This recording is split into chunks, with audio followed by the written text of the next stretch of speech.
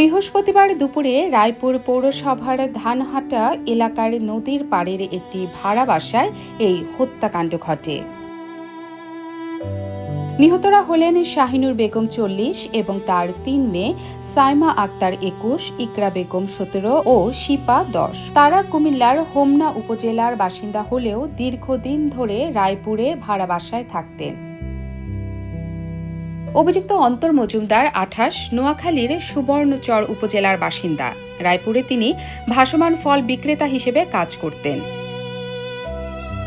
প্রতিবেশী আফরোজা বেগম জানান, ঘরের ভেতরে থেকে বাঁচাও বাঁচাও চিৎকার শুনে তিনি জানালার পাশে ছুটে যান।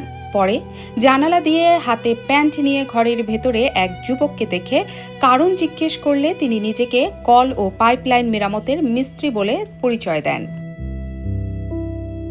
বিষয়টি অস্বাভাবিক মনে হওয়ায় আফরোজা বাইরে থেকে বাসার দরজা আটকে দেন এবং আশেপাশের লোকজনকে ডাকেন। প্রতিবেশীরা একসঙ্গে ঘরে ঢুকে মেঝে জুড়ে রক্ত এবং মা ও ৩ মেয়েকে রক্তাক্ত অবস্থায় পড়ে থাকতে দেখেন।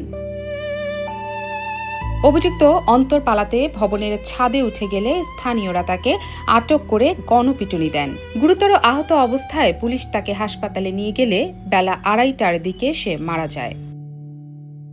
রায়পুর থানার ভারপ্রাপ্ত কর্মকর্তা জানান, ঘটনাস্থল থেকে হত্যায় ব্যবহৃত একটি দা জব্দ করা হয়েছে। প্রাথমিকভাবে ধারণা করা হচ্ছে একজনই এই হত্যাকাণ্ড ঘটিয়েছে। তবে হত্যার মূল কারণ এখনো উদ্ঘাটন হয়নি, তদন্ত চলছে। এই নৃশংস হত্যাকাণ্ডের প্রতিবাদে বৃহস্পতিবার রাতে ঢাকা বিশ্ববিদ্যালয়ের রাজু ভাস্কর্যের সামনে মানববন্ধন করেছে ঢাকা বিশ্ববিদ্যালয় লক্ষ্মীপুর জেলা ছাত্রছাত্রী কল্যাণ সমিতি। ATV USA News Desk।